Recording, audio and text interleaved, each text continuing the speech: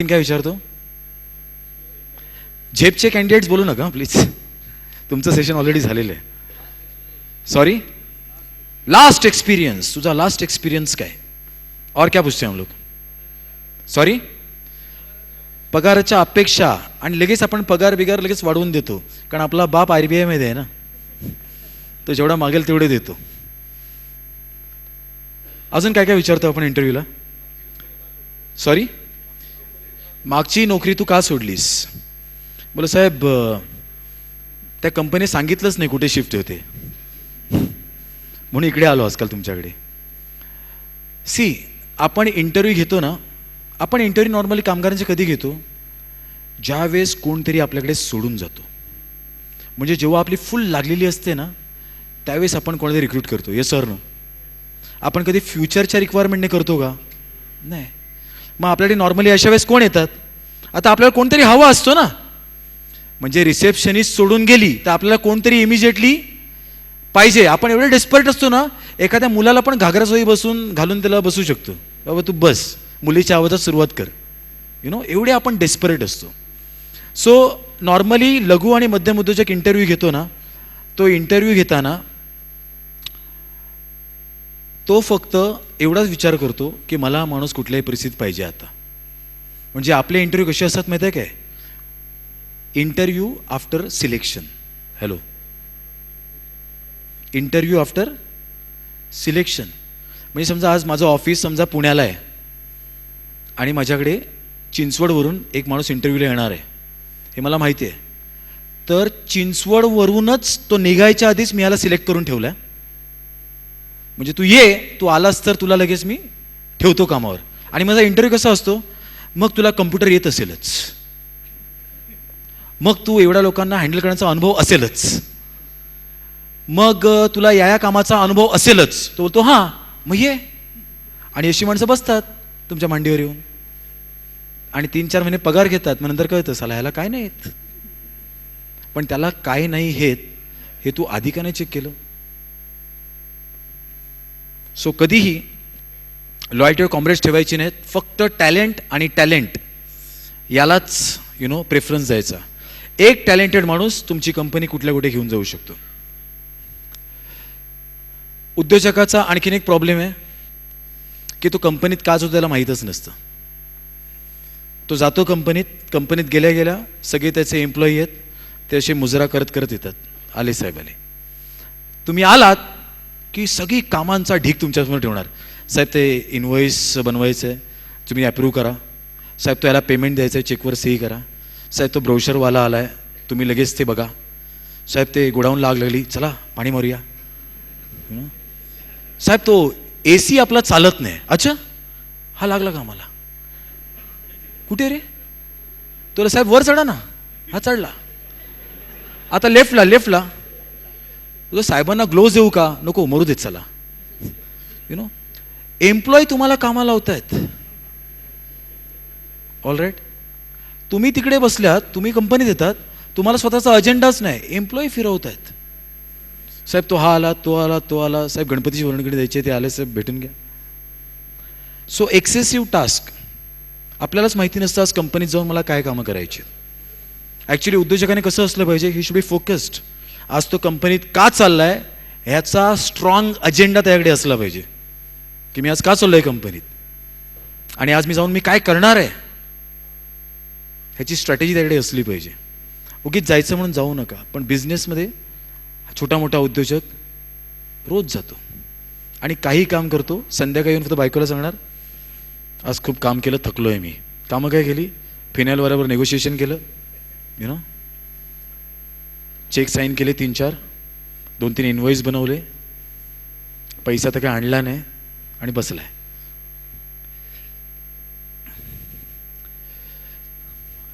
काय काय उद्योजकांचा आणखीन वेगळा प्रॉब्लेम असतो. ते एका टेक्निकल क्षेत्रात जबरदस्त असतात. बऱ्याच लोक धंदा का सुरू करतात? एखाद्या टेक्निकल क्षेत्राचं नॉलेज आहे. Yes sir no? मग आपलं वाटतं अरे चला हे काम येतं, मग याचा धंदा पण आपण करू शकतो. मग आहे ना, ते येतात. मग समजा एखादा समजूया आपण हार्डवेअरचं नॉलेज असलेला माणूस आहे, कम्प्युटर हार्डवेअर. तो धंदा नॉर्मली काय करणार? तो कुठेतरी जॉब करतो, त्याला कळतं आता कम्प्युटर असेंब्ली मला यायला लागली, मग त्याला अंगात एकदम किडे येतात. मग तो चला आता आपण धंदा सुरू करूया, आणि तो धंदा सुरू करतो. धंदा सुरू केल्यानंतर हा दिवस रात्र काय करतो माहिती आहे का? खाली कम्प्युटर, दिवस रात्र तेच. आला कम्प्युटरमध्ये घुसला, आला कम्प्युटरमध्ये घुसला. काय काय बिल्डर वगैरे आहेत, उठसूट साईटवर, जसं काय साईट सुपरवायझर हेच आहेत. उठला सुटला साईटवर गेला, उठला सुटला साईटवर गेला. ऑलराईट. सो बऱ्याच वेळा आपण एकाच गोष्टीवर फोकस करतो, पण लक्षात ठेवा, धंदा वाढवणं यासाठी एकच काम करून फायदा नाही. तुम्हाला तुमच्या कंपनीच्या फायनान्सवर लक्ष ठेवायचं आहे, सेल्सवर लक्ष ठेवायचं आहे, प्रोडक्शनवर लक्ष ठेवायचं आहे. बिझनेस चालवण्यासाठी कंपनीच्या वेगवेगळ्या अंगांवर तुमचं लक्ष असलं पाहिजे. फक्त एकाच ठिकाणी लक्ष देऊन काही होत नाही. जर कंपनी वाढवायचं असेल तर तुम्हाला बिझनेसच्या सगळ्या अंगांचा बारीक अभ्यास असला पाहिजे. Are you getting it? उद्योजकाने फक्त 4 गोष्टींवर फोकस करायचं कंपनीत: सेल्स, फायनान्स, कंपनीचं फ्युचर आणि माझ्या कंपनीचं कल्चर. या 4 गोष्टींवर उद्योजकाचं लक्ष असलं पाहिजे. बाकी इतर सगळी कामं त्याने काय करायची? डेलिगेट करायची. पण उद्यापासून नाही, मी जे सगळं सांगतो ते उद्यापासून करू नका. त्यासाठी 1 वर्षाचा आमचा प्रोग्राम आहे, त्यात मी एका सायंटिफिक वेने तुम्हाला सगळं करायला सांगतो. हे बदल कसे घडवायचे आहेत तुमच्या बिझनेसमध्ये. सिंगल माइंडेडनेस याच्यात उद्योजक मरतो. हा एक उद्योजकाला आणखीन झालेला रोग आहे.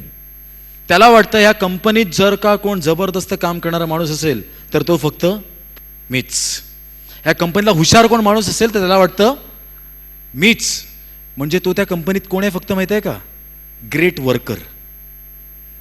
रोज सकाळी न चुकता कंपनीत येतो, न चुकता, सुट्टी पण घेत नाही, आणि याला पगार पण मिळत नाही. मजा यायची.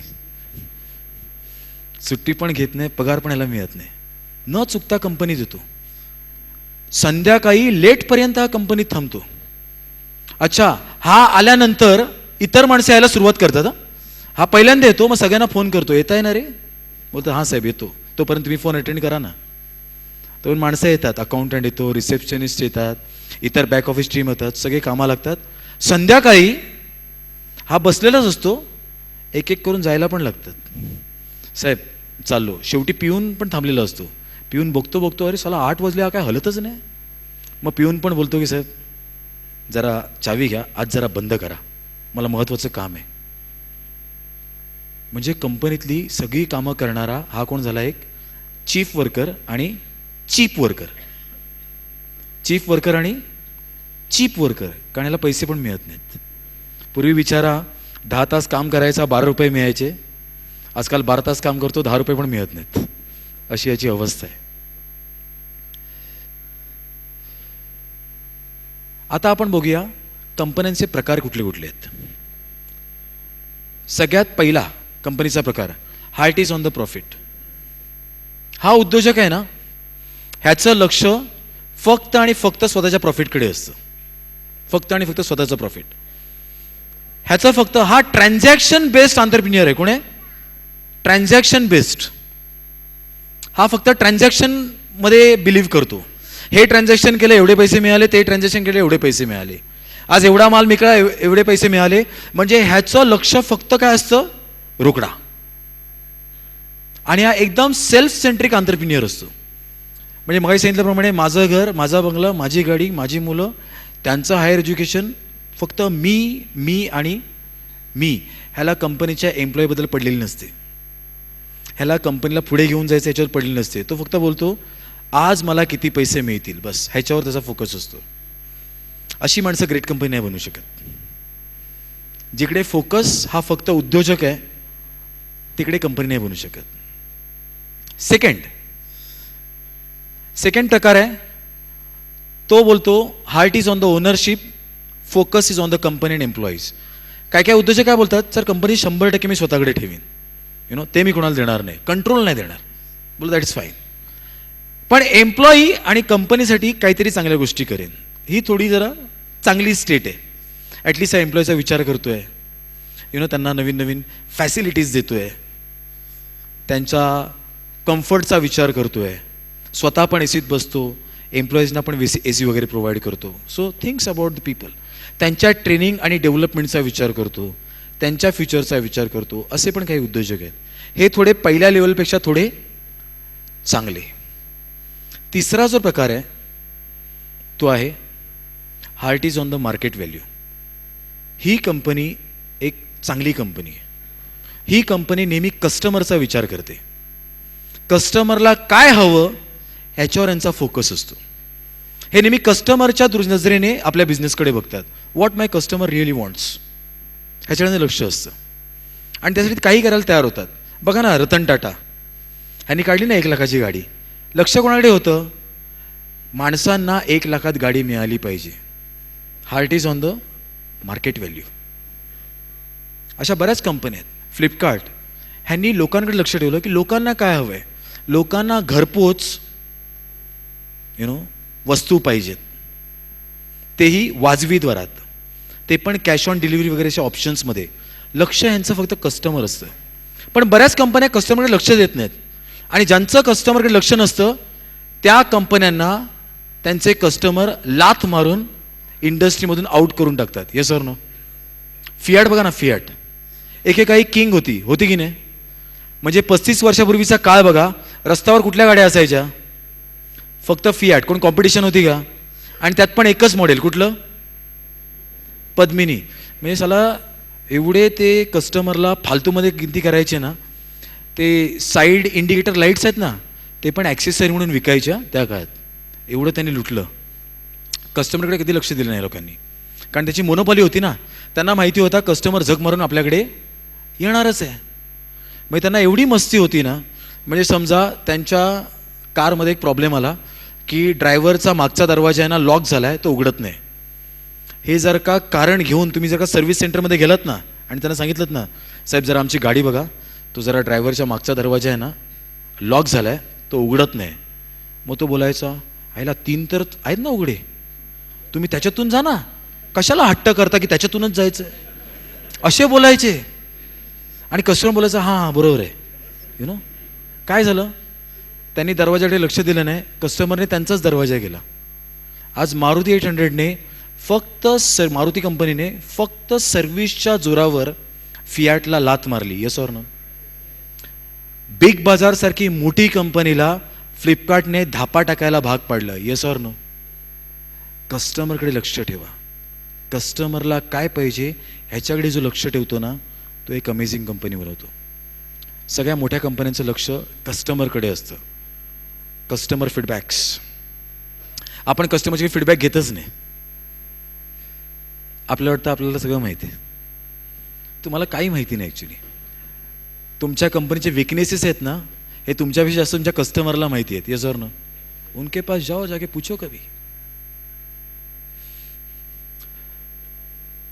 चौथी कंपनी एक ग्रेट कंपनी आहे. ग्रेट अशा प्रकारच्या कंपन्या ग्रेट कंपन्या असतात.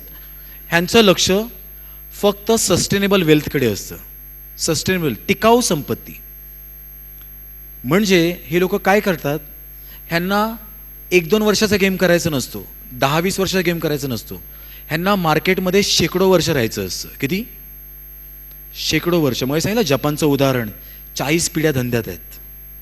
सेंट गोबेन ग्लास 360 वर्ष जुनी कंपनी आहे. टाटा 140 वर्ष जुनी कंपनी आहे. ह्या कंपन्या भविष्याचा विचार करतात आणि त्यांचे निर्णय पण सगळे कसे असतात? भविष्याला अनुसरून. आपले निर्णय कसे?